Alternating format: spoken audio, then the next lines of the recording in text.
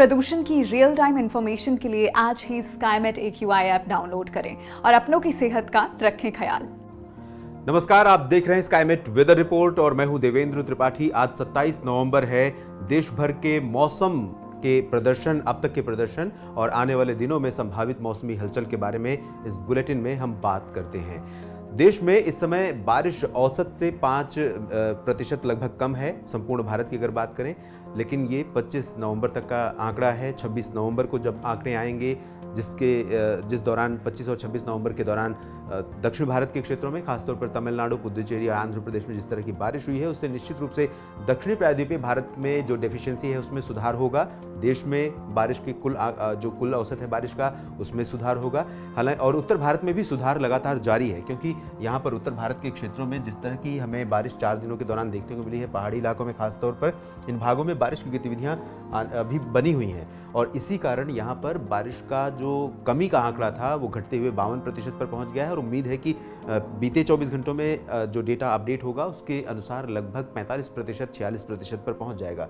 पूर्वी और पूर्वोत्तर राज्यों में 7-8% की कमी यहाँ पर बनी हुई है। हम आपको पहले भी बता चुके हैं कि 1 अक्टूबर से लेकर 30 दिसंबर, 31 दिसंबर के बीच जो पोस्ट मानसून सीजन का समय है, जिसे साइक्लोन सीजन भी कह सकते हैं, इसी दौरान नॉर्थ ईस्ट मानसून भी आता है। तो ये जो टाइम होता है, इसमें सबसे ज़्यादा बारिश होती है दक्षिणी प्रायद्वीपीय भारत में और पूर्वोत्तर राज्यों में तथा उत्तर भारत के पर्वतीय राज्यों में। उत्तर भारत के पर्वतीय राज्यों में एक के बाद एक पश्चिमी विक्षोभ आते हैं। अक्टूबर के मध्य से लेकर फरवरी और मार्च तक लगातार उनका जो ट्रैक होता है वो लोअर एल्टीट्यूड पर होता है, यानी ज़्यादा दूर से नहीं बल्कि भारत के पर्वतीय क्षेत्रों से होकर गुजरते हैं। इसी वजह से यहाँ पर बारिश होती है और यही सिस्टम अरुणाचल प्रदेश तक बारिश और बर्फबारी, सिक्किम में भी बर्फबारी कई बार देते हैं। यहाँ तक कि उप हिमालय, पश्चिम बंगाल, सिलीगुड़ी, जलपाईगुड़ी और दार्जिलिंग में भी कुछ स्थानों पर बारिश और बर्फबारी देखने को मिलती है। पिछले सप्ताह दार्जिलिंग में खासतौर पर लगभग लंबे समय बाद, कई दशक बाद, पिछले साल 2019 में सर्दियों के मौसम में बर्फबारी देखने को मिली थी और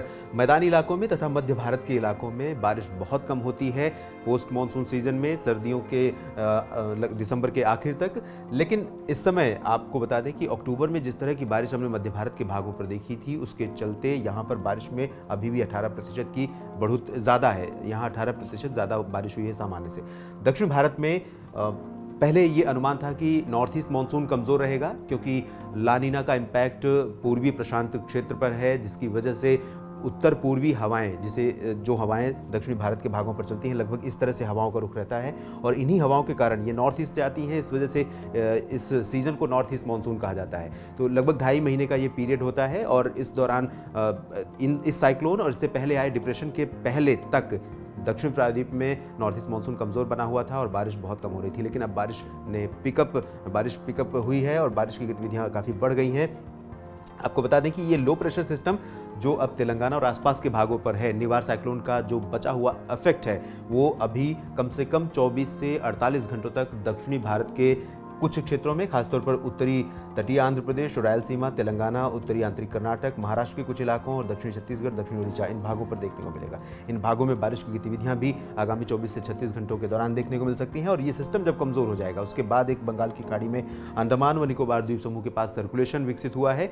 ये धीरे धीरे इंटेंसीफाई होगा, लो प्रेशर बनेगा। उसके बाद की इसकी इंटेंसिटी या कैपेसिटी क्या होगी, डिप्रेशन या डीप डिप्रेशन या फिर साइक्लोनिक स्टॉर्म की, इसके लिए हमें थोड़ा सा और इंतजार करना पड़ेगा। इस सिस्टम को ट्रैक करना पड़ेगा, इसके आसपास बन रहे बादल, इसके आसपास चल रही हवाओं के और विंड शेयर क्या है इस समय बंगाल की खाड़ी में, साथ ही साथ टेम्परेचर क्या है, समुद्र की सतह का जो तापमान है वो क्या है, इसके आधार पर तय होगा कि ये सिस्टम क्या बनने वाला है। अगर ये सिस्टम डिप्रेशन या उससे ज़्यादा प्रभावी कैपेसिटी में जाता है तो लगभग 3-4-5 दिनों का अंतराल मिलेगा दक्षिणी प्रायद्वीपीय भारत को। उसके बाद फिर से बारिश का एक नया और बड़ा झोंका आएगा दक्षिणी प्रायद्वीपीय भारत में।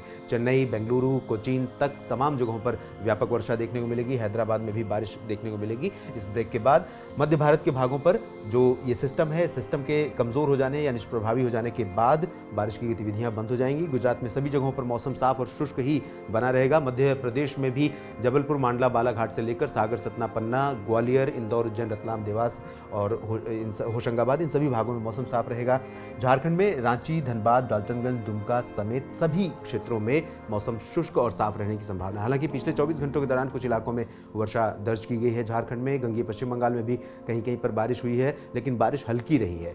बिहार में पटना, भागलपुर, गया, नवादा से लेकर उत्तरी इलाकों में किशनगंज, पूर्णिया, अररिया, सुपौल और चंपारण, मधुबनी, सीतामढ़ी, इन सभी भागों में मौसम में कोई विशेष तब्दीली अगले 2-3 दिनों तक नहीं है। तापमान यहाँ पर अब फिर से गिरने वाला है, क्योंकि उत्तर पश्चिमी दिशा से ठंडी हवाएं इस तरह से चलकर आएंगी। इन हवाओं का जो इफेक्ट होगा उत्तर भारत के गंगा के मैदानी क्षेत्रों में, साथ ही साथ उत्तर भारत के मैदानी क्षेत्रों में कुछ इस तरह से हवाओं का रुख रहेगा। और इन्हीं हवाओं के चलते, क्योंकि ये हवाएं पहाड़ों से होकर आएंगी, जिसके चलते यहाँ पर ठंडी पहाड़ों की जो बर्फबारी हुई है उसकी ठंडक लेकर के ये हवाएं चलेंगी।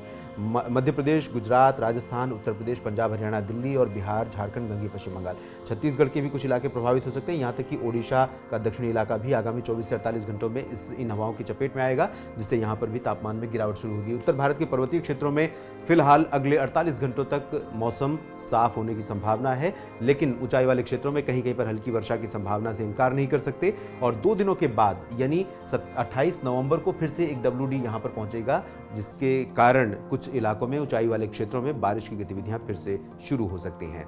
दिल्ली में आज भी प्रदूषण से कुछ राहत बनी रहेगी, क्योंकि हवाओं की रफ्तार अब बढ़ने वाली है। इस बुलेटिन में अभी के लिए इतना ही। आप जुड़े रहिए स्काईमेट वेदर के साथ। धन्यवाद। मौसम से जुड़ी जानकारी और लाइव मौसम खबरों के लिए हमारे YouTube चैनल को सब्सक्राइब करें और बेल आइकॉन दबाकर हर अपडेट पर रखें नजर।